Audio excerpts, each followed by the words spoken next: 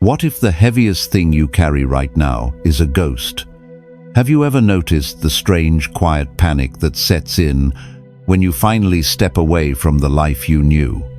You leave a career, you close a chapter, you walk away from the title you spent years building, you take the brave step toward change, hoping for relief, and yet, instead of feeling free, you feel invisible. If you have ever felt untethered, anxious, exhausted, or entirely lost after leaving a path behind, this is for you. Stay until the end, because the final lesson may change the way you see this empty space forever.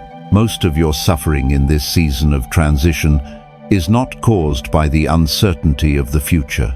It is caused by the sudden, terrifying realization that you do not know who you are without the work you used to do. For years, your worth was tied to your output, to your title, to the way people nodded with approval when you answered the simple question, "What do you do?" Now, when that question is asked, your throat tightens. The silence feels heavy. It feels like a failure. But here is the truth few people want to face. The identity you lost was never really you. It was a role, a temporary garment you wore for a season. Buddhist wisdom teaches us one of the deepest truths about human suffering. We suffer because we cling to things that are meant to change. The principle of impermanence reminds us that nothing in the physical or social world lasts forever. Not our youth, not our possessions, and certainly not our careers.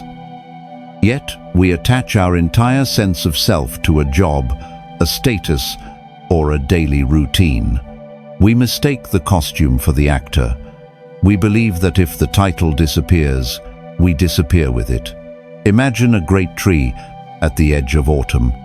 For months, it was defined by its bright green leaves. The leaves were its visible purpose. They caught the sunlight, they provided shade, they were the very thing the world admired.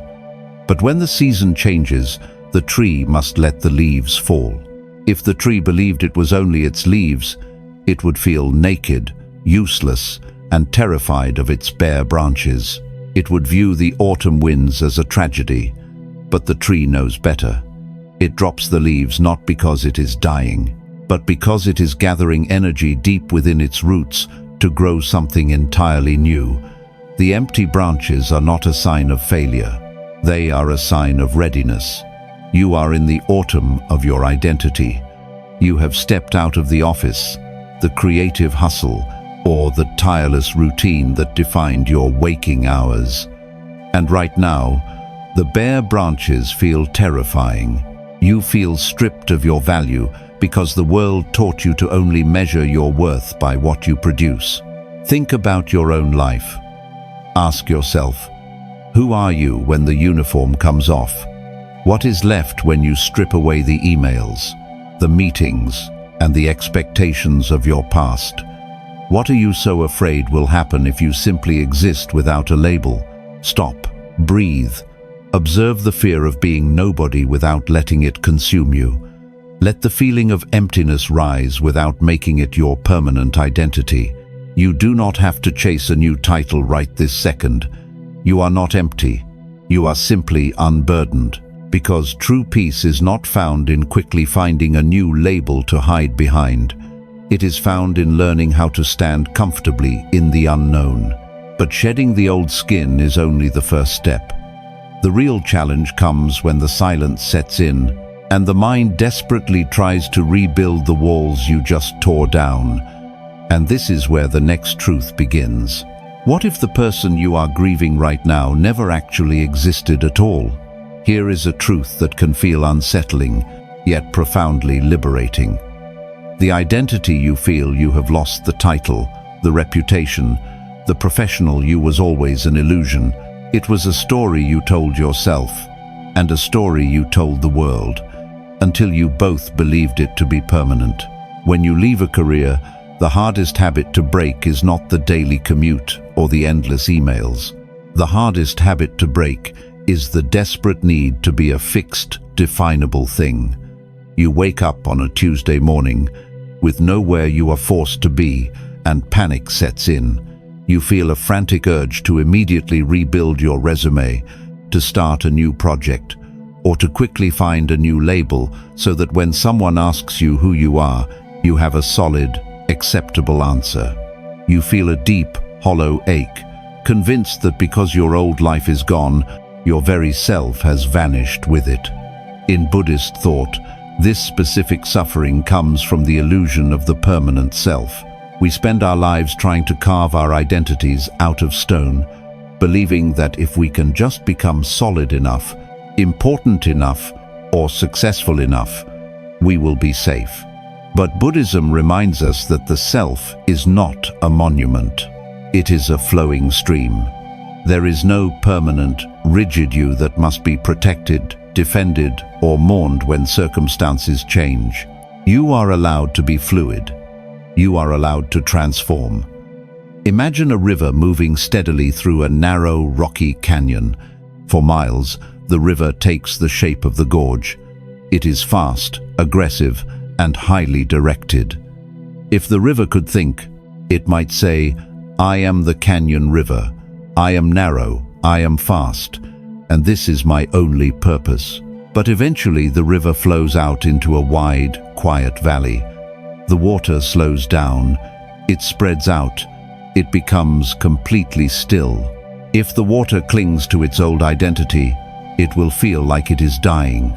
It will miss the rush, the noise, and the familiar friction of the rocks.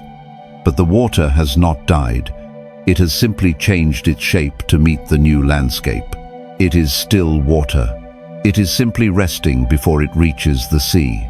Right now, you have left the narrow canyon of your old career. The rush is gone.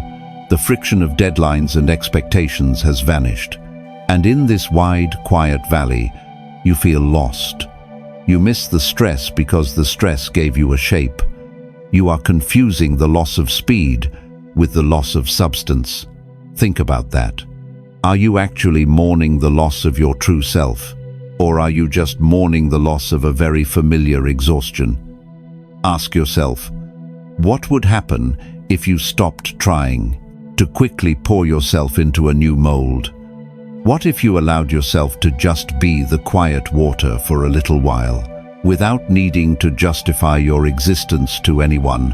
Pause, breathe. Notice the mind's desperate urge to define who you are today. Observe that anxiety without following it. You do not need to have an answer for the world right now.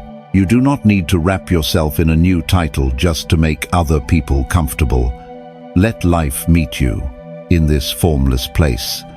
Because true freedom begins the moment you realize you are not the label you wore. You are the quiet awareness that wore it. But releasing that illusion leaves a vast, open space in your life. And for a mind addicted to motion, that empty space does not feel like freedom. It feels like a threat. And this is where the next truth begins. What if the freedom you always prayed for is the exact thing causing your panic? Here is a strange truth about human nature. We spend years complaining about the weight we carry. We dream of the day the obligations end, the alarm clock stops dictating our mornings, and the endless demands fade away. But the moment the heavy burden is finally lifted, we do not always feel relief. We feel a sudden, terrifying weightlessness. You have entered the empty space, the career is gone, the schedule is clear, the emails have stopped. But instead of resting, your mind is racing. You feel a frantic, nagging guilt every time you sit still. You find yourself picking up your phone to scroll, looking for problems to solve, or desperately planning your next grand move. You are terrified of the empty space because without the noise, you are finally alone with yourself. In Buddhist thought, space or emptiness is not something to fear. It is not a void that implies you are lacking something. True emptiness is actually the ultimate fullness. It is the quiet canvas upon which all of life is painted.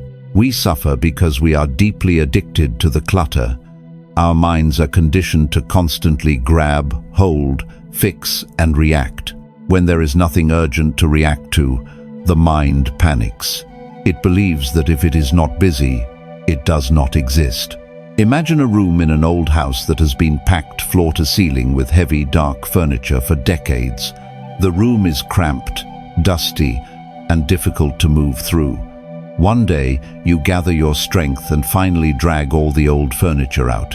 The room becomes completely bare. The afternoon light pours through the window, resting on the quiet floorboards. If you have lived in clutter your entire life, walking into that empty room will feel deeply unnerving. The sound of your own footsteps will echo, and that echo might frighten you. Your very first instinct will be to rush out and buy more furniture, any furniture, even if it is cheap and heavy, just to fill the corners and muffle the sound. But the room is not broken just because it is empty. It is simply breathing. Your life is that room right now. You have cleared out the heavy, exhausting furniture of your old career. The expectations, the deadlines, and the relentless hustle are gone. But the echo of your own mind is loud. So you feel the intense urge to fill the space with anything: meaningless tasks, mindless scrolling, or a frantic search for the next big achievement. You are trying to clutter the room before you even have the chance to feel the sunlight. Think about that. Ask yourself, what are you rushing to fill the silence with? Are you actually moving forward, or are you just running away from the quiet? What are you afraid you will hear if you simply stand in the empty room without trying to change it? Stop. Breathe. Do not reach for a distraction. Just for today, let the space remain open. Notice the urge to be productive and gently let it pass. You do not need to solve the rest of your life by tomorrow morning. Let the feeling rise without making it your identity. Because peace is not about quickly finding all the answers. It is learning how to be comfortable in the vast, open space between the questions. But when the silence feels too heavy, our oldest habits of self-abandonment try to take control. And this is where the next truth begins. 4. The habit of rushing into a new cage. What if your urgent search for a new purpose is really just a disguise for your fear of the unknown? Here is the truth few people want to face. The tighter you hold on to the need for an immediate plan, the more you suffer. You left a career that drained you. You finally broke away from a cycle that was breaking you. But almost immediately, a quiet panic sets in. You start updating your resume, pitching new projects, or desperately trying to monetize a hobby. You watch others continuing their climb, and the fear of falling behind in life grips you. The world tells you that you are simply pivoting or moving forward, but deep down, it does not feel like inspiration. It feels like survival. You are rushing to build a new identity just to avoid feeling like you have lost your place in the world. One of the deepest lessons of Buddhism is understanding the cycle of grasping. We are conditioned to believe that our security comes from what we can hold on to.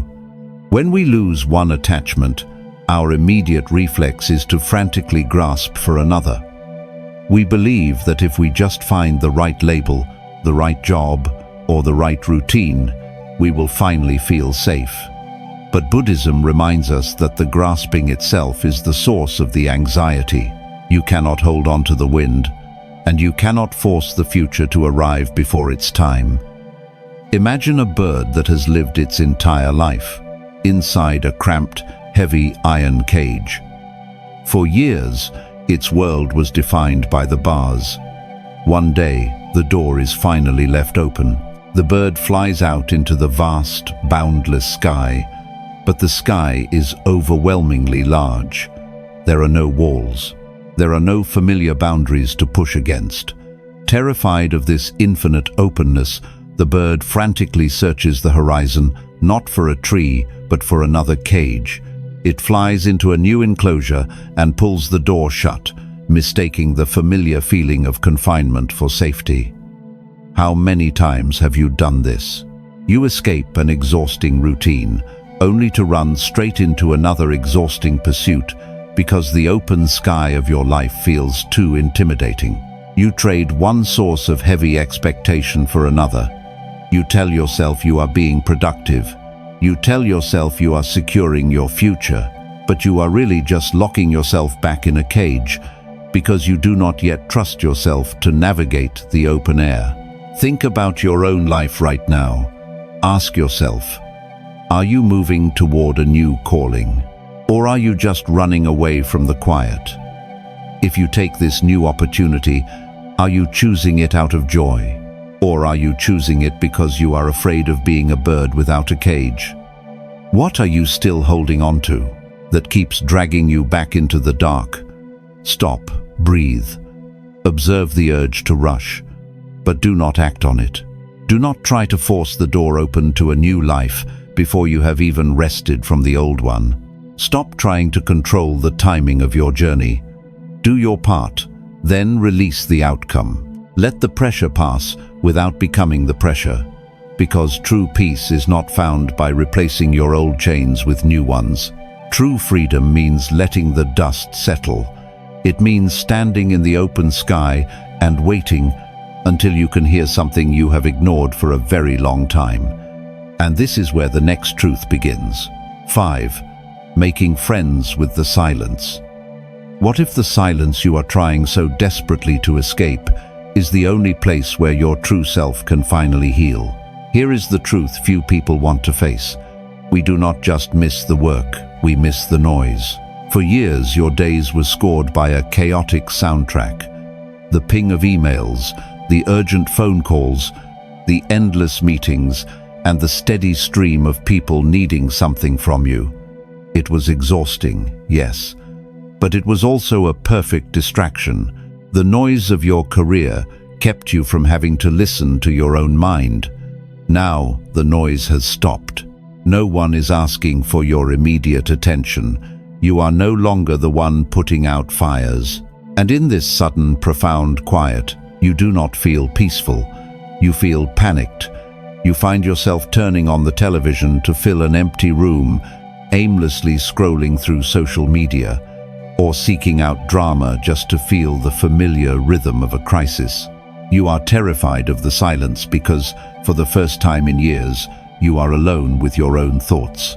Buddhist wisdom teaches us that silence is not a void waiting to be filled, it is a mirror. We spend our lives constantly agitating the waters of our minds with activity, believing that motion equals meaning. Buddhism reminds us that when we stop moving, all the unresolved feelings we have pushed down finally rise to the surface. We suffer because we fight this process. We try to stir the water back up to avoid seeing what is underneath. Imagine a deep mountain lake. A violent storm has raged for days, churning the water, kicking up mud, and tossing debris into the current. The water is completely clouded, but eventually the storm passes. The wind dies down. At first, the lake is still muddy and dark. If the lake fears the stillness, it might pray for another storm. But if it simply waits, something beautiful happens.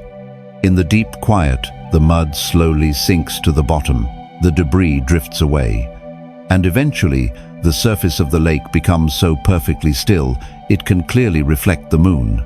You have just lived through a storm of constant doing. You have survived the pressure, the deadlines, and the endless demands on your energy. Right now, the waters of your mind are still cloudy with anxiety and doubt. You keep trying to stir up a new storm because you are afraid of the dark water. You think the restlessness is a sign that you are broken. It is not. It is simply the mud taking its time to settle. Think about your own life right now. Ask yourself, what happens when you put down the phone, turn off the screen, and simply sit in a quiet room? What feeling immediately rises in your chest? Are you actually seeking inspiration, or are you just running away from the discomfort of stillness? What are you so afraid you will hear if you finally stop moving? Stop. Breathe. Let the silence surround you without fighting it. Do not reach for a distraction. Let the restless feelings rise without making them your identity. Stop trying to stir the water. Let the mud settle on its own time, because true peace is not found by turning up the volume of the world. It is found by making space for the quiet. But sitting in that stillness eventually reveals something you may not have expected, and this is where the next truth begins. 6. The voice that never had permission to speak. What if the part of you that feels the most lost is actually the part of you that is finally ready to be found? Here is the truth few people want to face. For years, you survived by becoming exactly what your environment demanded. You learned to speak the language of productivity. You learned to silence your exhaustion to meet a deadline. You compromised your boundaries to keep the peace, to secure the promotion, or to simply make it through the week. You spent so much time being the reliable one, the hard worker, or the problem solver, that you slowly locked away the truest parts of yourself.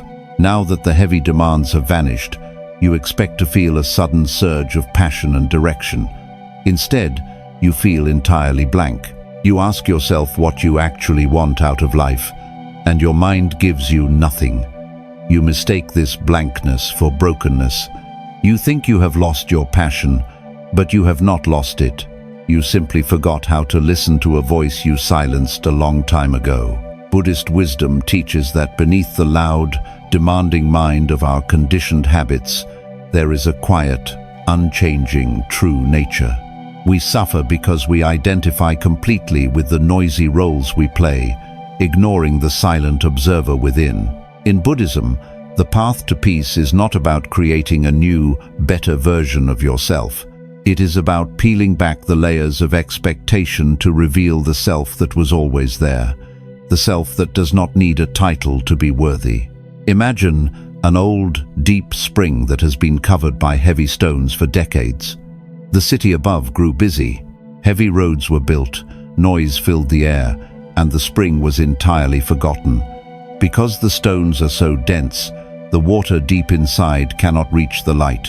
If you stand above it, you might look at the dry, cracked earth and assume the spring is completely dead. But the water is still there, quiet and pure, waiting in the dark. It has simply been trapped under the weight of the world. When you left your career, you began lifting the heavy stones off the spring, but you are frustrated because the water has not immediately rushed to the surface. You spent decades pouring concrete over your own desires to build a life of duty. You made yourself small to fit into the office, to avoid criticism, and to be acceptable. You cannot expect the water to flow freely the moment the first stone is moved. It takes time for the deep spring to remember how to rise. Think about your own life. Ask yourself, who were you before the world told you who you needed to be? What did you love doing before you were told it had to be productive, to be valuable? If no one was watching and no one was judging your success, what would you choose to do with your day? Stop, breathe, observe the blankness in your mind without rushing to fill it. Do not force an answer. Let the deep water rise on its own time. Give yourself permission to not know what you want right now. Stop trying to drag your purpose out of the shadows, because peace is not found by demanding immediate inspiration. It is found by sitting quietly enough that the buried parts of you finally feel safe enough to speak. But as this new voice begins to whisper, it will challenge everything you once believed about success. And this is where the next truth begins. 7. Redefining worth beyond productivity. What if the most destructive lie you were ever taught is that you must earn your right to exist? Here is the truth few people want to face. For your entire adult life, you have operated under a silent, exhausting contract. You have believed that a good day is only a day where you cross 10 things off a list. You believed that your value was directly tied to your output, your paycheck, and the speed at which you could deliver results. Now that the career has changed, a quiet guilt gnaws at you whenever you rest. You feel lazy, you feel invisible. You have deeply internalized the idea that if you are not producing something the world can measure, you are wasting space. Buddhist wisdom teaches a radically different truth about human value. In the Buddhist view, your worth is not a currency you have to earn, and it is not a debt you must constantly pay off through hard work. You possess inherent worth simply because you are alive. We suffer because we confuse our true nature with our societal utility. We judge ourselves like machines, assessing our value based entirely on what we manufacture. But Buddhism reminds us that a human being is not a factory. Imagine a single candle burning quietly in an empty, locked room. There is no one there to read by its light. There is no one there to praise its warmth. There is no grand task being accomplished in the shadows. If the candle thought like a modern worker, it would feel deeply ashamed. It would think, "I am burning, but I am not helping anyone achieve anything. I am useless." But the candle is not useless. It is doing exactly what it was meant to do. It is radiating light. Its worth is not defined by who uses it or how much it produces. Its worth is found in its very nature. Right now, you are sitting in the quiet room of your own transition. You are no longer lighting the way for a demanding company, a difficult boss, or an endless schedule. And because no one is actively using your light to get things done, you feel worthless. You wake up on a Tuesday morning with no strict agenda, and you panic, wondering how you will justify your day to anyone who asks. You are still trying to be an efficient machine, in a season where you are finally allowed to just be a human being. Think about your own life. Ask yourself, who taught you that resting was a failure? Why do you believe that you only deserve to exist? If you have worked yourself to the point of exhaustion, what if your only job today was simply to be present, and that was already more than enough? Stop, breathe, observe the guilt that rises when you choose to sit still. Do not fight the guilt, but do not believe it either. Let the feeling of unworthiness pass without making it your absolute truth. Stop measuring your soul by the metrics of a resume. Let yourself exist without needing to prove why. Because true peace is not found by finally completing an endless list of tasks. It is found the moment you realize your worth was never on that list to begin with. But something this inherent worth requires you to finally step out of the waiting room of the life. 8. Stepping into the new dawn. What if the loss of your old identity was never an ending but a rescue? In the beginning, the empty space felt like a punishment. You stood in the sudden silence left behind by your career, holding the ghost of your old title, entirely terrified of being invisible. You thought that if you were not producing, you were disappearing. You thought the bare branches of autumn meant you had failed. But look at how far you have traveled. You have realized that the identity you lost was only a temporary garment. You have stopped trying to pour yourself back into the narrow, exhausting canyon of other people's expectations. You are learning not to fly frantically into a new cage, just to escape the vastness of the open sky. You are sitting with the quiet, letting the muddy waters of your old anxieties settle, so the deep hidden spring of your true self can finally reach the light. The transition you are living in right now is not a void. It is a sanctuary. Yes, it feels unfamiliar. Yes, the world might not understand why you are not rushing to climb another ladder, or why you are no longer willing to sacrifice your peace for a paycheck. But you do not have to explain your stillness to a world addicted to exhaustion. You are doing the silent, deeply important work of healing. You are making room for the self that has not yet had permission to speak. Imagine standing at the edge of a vast, open field just before sunrise. For hours, you walked through the dark, holding tightly to a heavy iron lantern. You clung to it desperately because it was the only light you had. It gave you direction. But now, the sky is beginning to turn pale. The horizon is softening with color. You do not need to carry the heavy lantern anymore, not because the fire failed you, but because the whole world is waking up to the dawn. You can set the heavy iron down, You can let the morning carry the light. Your old career, your old routine, and your old title were that lantern. They helped you navigate a specific chapter of your life. They kept you moving when you needed to move. But that chapter is over, and the morning has finally arrived. You no longer need to carry the heavy weight of that past identity just to feel safe in the world. You are allowed to stand in the open field, unburdened, and simply witness the dawn. You are allowed to take a deep, full breath that is not tied to a deadline. Think about the days ahead. Ask yourself, what would happen if you finally forgave yourself for leaving? What if you stopped waiting for validation from the past and stopped demanding a perfect roadmap for the future? What if you simply allowed yourself to be exactly who you are, right here, in this quiet, beautiful space? Stop, breathe. Let the heavy ghost fall from your shoulders. You have survived the storm. You have survived the shedding of the leaves. Do not rush the new growth. Trust the quiet. You do not need to be a finished product today. You just need to be here. If these lessons touched your heart, share this video with someone who may need a little more peace today. Let life meet you where you are.